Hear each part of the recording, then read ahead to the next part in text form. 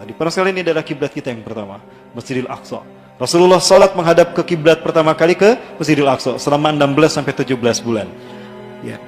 Mereka ingin segera menanamkan pengaruh mereka ke dunia dan ingin segera mendirikan istana bagi Dajjal yang mereka tunggu-tunggu. Tapi bagaimana bisa? Status Yerusalem belum jelas menjadi milik mereka. Maka mereka gunakan mulut Donald Trump untuk melakukan hal semacam itu.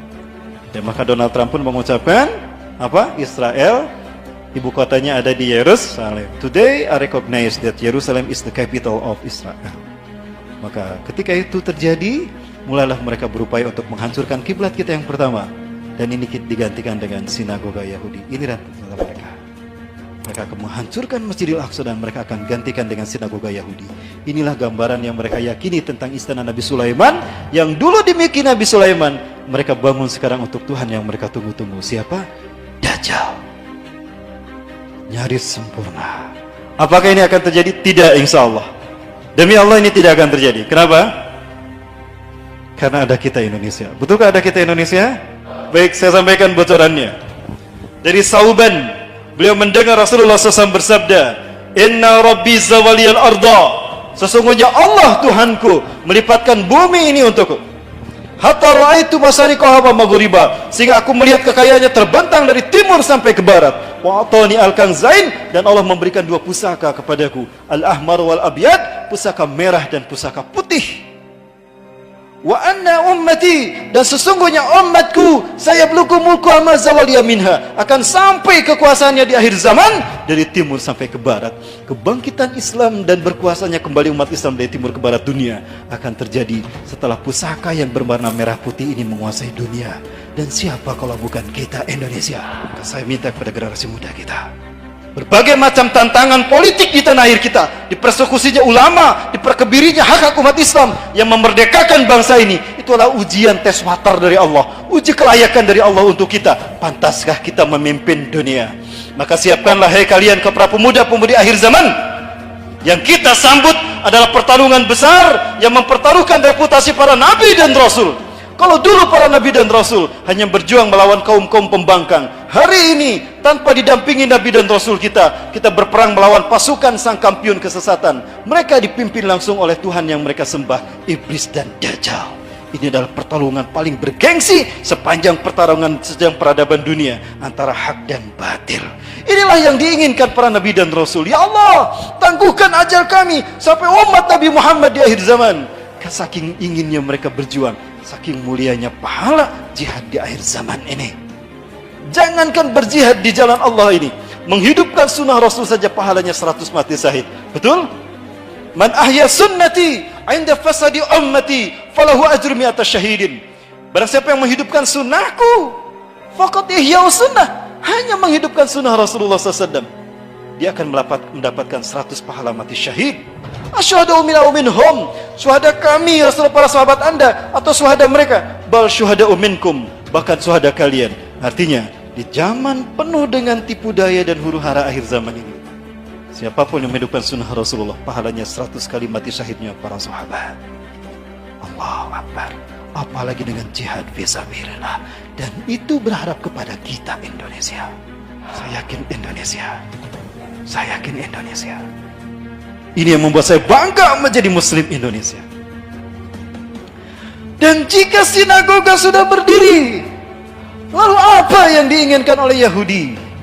Maka di saat itulah berhasil iblis dan Dajjal sampai pada puncak ambisi mereka, mengalahkan Allah atas umat manusia, menguasai manusia dan memperbudak mereka tunduk sujud kepada iblis dan Dajjal tanpa disadari.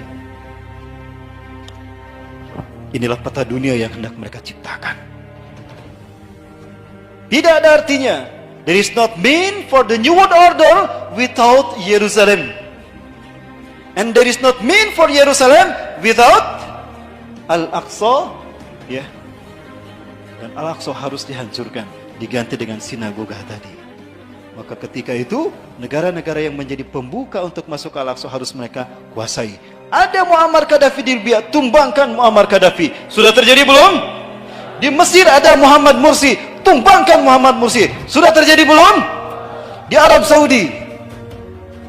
Agak berat saya membahasnya, tapi saya yakin Suatu saat akan Allah bukakan siapakah pengusaha Saudi Arabia, siapa dinasti Saud sebetulnya.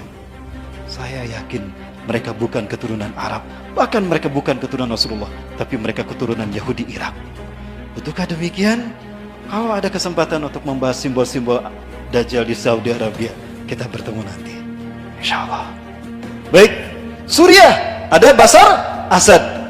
Jordania sudah dari dulu terpasung menjadi sandar politiknya Zionis Yahudi. Begitu pula dengan Lebanon, ada Hasan Nasrullah, pemimpin gerakan Hizbullah. Bukan Hizbullah, Hizbullah. Jika semua ini sudah mereka kuasai, maka dengan lenggang kangkung, dengan legawa, mereka akan mendirikan The New World Order. Saat itulah iblis dan Dajjal akan datang. Tapi insya Allah, selama kita masih hidup di muka bumi, pantang kita membuat mereka melenggang kangkung mewujudkan ini, betul? Lebih baik kita mati meninggalkan dunia dalam keadaan syahid ketimbang menyaksikan kiblat kita yang pertama hancur di tangan mereka. Allahu Akbar. Saya rindu ingin kebangkitan, menyaksikan kebangkitan pemuda Indonesia. Ingat, pemuda-pemuda sekarang sudah banyak yang berhijrah, betul? Komunitas-komunitas pemuda sudah bangkit mereka. Ini isyarat kebangkitan Islam dunia tidak lama lagi. Dan itu ada di Indonesia. Ya. Ingat, di zaman penuh fitnah ini, umat Islam akan terbagi menjadi dua bagian. Fatun qasamul muslimun ila khaymatain. Khaymatun fihil munafiqun wala safihil mu'minuna wala kana wahdah. Wa khaymatus saniyah fihil mu'minuna wala safihil munafiquna wala kana wahdah. Di zaman penuh dengan fitnah Dajjal ini, umat Islam akan terbagi dua. Kemah kemunafikan yang tidak ada orang beriman satupun di dalamnya, dan penah orang-orang beriman yang tidak ada orang munafik di dalamnya. Hari ini sudah mulai Allah perlihatkan bagaimana Allah menyaring orang-orang yang benar-benar beriman dengan orang-orang munafik. Betul? Sudah terlihat kan? Inilah dahsyatnya fitnah akhir zaman. Makanya Rasulullah memberikan nasihat kepada kita sebagai solusi untuk menghadapinya. Apa itu? Badiru bil a'mali sholihat.